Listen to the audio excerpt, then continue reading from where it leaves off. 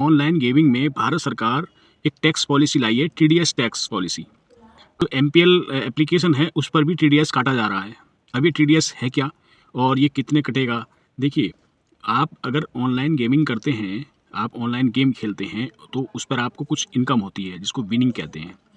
तो उस विनिंग पर सरकार एक टैक्स लगा रही है जो 30% है। आपकी जो इनकम होगी, नेट इनकम, नेट विनिंग, उस पर 30% टैक्स आपको देना होगा। ये जो एमपीएल एप्लीकेशन है उस पर पहले से ही चल रहा है। अब टीडीएस पॉलिसी जो भारत सरकार लाई ये है क्या, इसके बारे में बात करेंगे आज हम।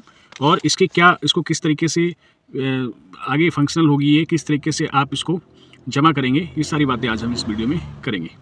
टीडीएस पॉलिसी, आप जो भी ऑनलाइन गेम खेलते हैं या आप ऑनलाइन गेमिंग में जो भी आप इनकम प्राप्त करोगे, जो आप विनिंग करोगे, उस पर 30% टैक्स आपको भारत सरकार को देना होगा। मान लो, सपोज दैट, आप मान लीजिए कि आपने ऑनलाइन गेमिंग में 2000 रुपये डिपॉजिट करके आपने गेम खेला और उसमें आपको 1500 रुपये की इनकम हुई। 1500 रुपये आपने विन कर लिए, जीत लिए। तो कुल विनिंग अमाउंट है 1500 रुपये और आपका इन्वेस्टमेंट अमाउंट था 2000 रुपये। तो ये टोटल हो जाएगा 1500 जमा 2000, जो मूलधन था 3500 रुपये। लेकिन जो टीडीएस कटेगा वो आपके विनिंग अमाउंट पे, यानी कि 1500 रुपये पे कटेगा 30%। अब 1500 का 30% होता है 450 रुपये।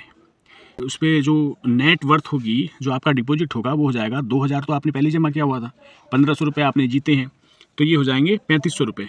और 1500 का 30% 450 रुपये आपका डिडक्ट हो जाएगा, तो आपको बचेंगे 3500 माइनस 450, 3050 रुपये। यानी कि 2000 रुपये आपका मूलधन और 1050 आपकी विनिंग अमाउंट, आपका जीता हुआ पैसा जो आपने जीता है ऑनलाइन गेमिंग के द्वारा। अब आगे बात करते हैं। सवाल ये है कि क्या एमपीएल टीडीएस टैक्स ले रहा है? ऐसा बिल्कुल भी नहीं है।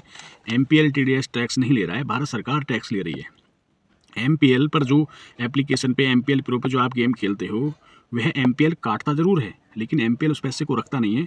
वो सारा का सारा पैसा भारत सरकार को वापस कर देता है, दे देता है। काटेगा आपसे, लेकिन भारत सरकार के खाते में वो भेज देगा। अब बात करते हैं कि ये किस तरीके से कटता है। आप जैसे ही ऑनलाइन गेमिंग करते हो, मान लीजिए एमपीएल एप्लीकेशन की बात करें, एमपीएल प्रो एप्लीकेशन पर आप अपना पैन नंबर जैसे ही अपडेट करते हो, तो एक फॉर्म होता है 26AS, वह टैक्स रिलेटेड फॉर्म है। और उसमें क्या करोगे आप, ये सारी चीज़ें फिल होंगी कि आपने कितना पैसा जीता है, उसका 30% के हिसाब से कितना आपका टैक्स बनता है, कितना टैक्स एमपीएल ने आपका डिडक्ट किया है और कितना टैक्स वहाँ पर आपका जमा किया गया है। आपकी पूरी तिमाही की, मतलब 3 महीने तिमाही जो है, जो आपका ट्रिमेस्टर होता है, उसके हिसाब से ये किया जाएगा। अब दूसरा सवाल ये है कि क्या हर बार जितनी बार हम विड्रॉल करेंगे उतनी बार टीडीएस कटेगा? नहीं, इसका आंसर भी निगेटिव है। ऐसा बिल्कुल भी नहीं है।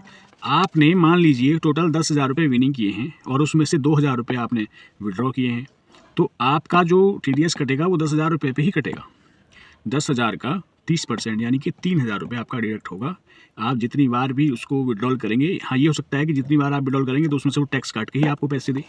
यदि आप 10,000 रुपये एक साथ विड्रॉल करते हैं तो आपका पैसा एक साथ कट जाएगा, 3,000 रुपये। और यदि आप हज़ार रुपये, 1500, 2,000 रुपये आप करते हैं, मान लो 2,000 रुपये 5 बार आप उसको विड्रॉल करते हो, तो 5 बार भी काट सकता है, लेकिन कटेगा ओवरऑल।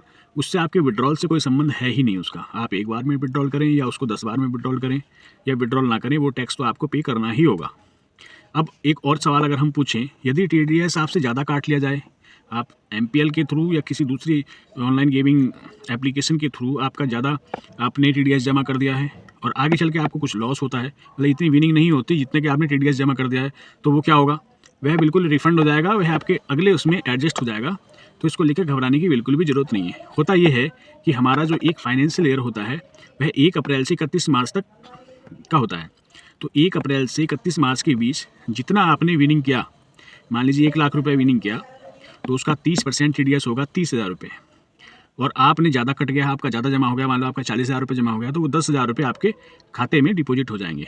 दोस्तों, अगला सवाल है कि क्या यह टीडीएस टैक्स रिफंडेबल है? जैसे और टैक्सों के हम रिफंड ले लेते हैं, रिफंड हो जाता है, जैसे इनकम टैक्स है वह भी रिफंडेबल है, तो क्या टीडीएस भी रिफंडेबल है? हाँ, बिल्कुल रिफंडेबल है। एमपीएल एप्लीकेशन एक ऑफर लेकर के आया है जिससे 100% टीडीएस आपका रिफंडेबल होगा। एमपीएल एप्लीकेशन पे जाकर 1 रुपये आप जैसे ही डिपॉजिट करेंगे तो वह एक्टिवेट हो जाएगा। ये जो फंक्शन है टैक्स रिफंड का, टीडीएस रिफंड का जो फंक्शन है, ये एक्टिवेट हो जाएगा। ये टीडीएस आपको रिफंड होने लगेगा। आप 1 महीने में केवल 5 बार ही इसको रिफ़ंड कर सकते हैं और रिफ़ंड की भी एक राशि है निश्चित रूप से कि आप 1000 से ज़्यादा रिफ़ंड 1 महीने में नहीं होगा। अधिकतम जो राशि है उससे ज़्यादा आप नहीं ले सकेंगे, ये आप ध्यान रखिएगा इस चीज़ का। ऐसा नहीं है कि आप 10,000 रिफ़ंड ले लेंगे या 50,000 रिफ़ंड ले लेंगे, ऐसा बिल्कुल नहीं है। 1 महीने में 1000 से अधिकतम राशि तय कर दी गई है कि आप 1 महीने में 1000 रुपये ही आप रिफ़ंड ले सकते हैं और सिर्फ 5 बार ले सकते हैं, 5 बार से ज़्यादा नहीं ले सकते। तो यह इन्होंने एक शर्त रखी है। ऑनलाइन गेमिंग खेलने में हमें कोई टेंशन लेने की ज़रूरत नहीं है। जो टैक्स सरकार ले रही है, टैक्स से सरकारें चलती हैं, टैक्स सरकारें हर बिज़नेस में लेती हैं। ये भी एक बिज़नेस है, जिस सोर्स से भी हमारी कमाई हो रही है वही एक बिज़नेस है। तो इस बिज़नेस मॉडल से भी सरकार अगर टैक्स ले रही है तो इसमें कोई बुराई नहीं है और इससे डरने की बिल्कुल भी ज़रूरत नहीं है। जो आप कमाई करेंगे तो टैक्स देंगे, जब कमाई नहीं करेंगे तो टैक्स बिल्कुल भी नहीं देंगे। तो आप खुल करके ऑनलाइन गेमिंग करिएगा। आशा है आपको ये वीडियो पसंद आई होगी। लाइक कर दीजिए, शेयर कर दीजिए और सब्सक्राइब कर दीजिएगा। जय हिंद।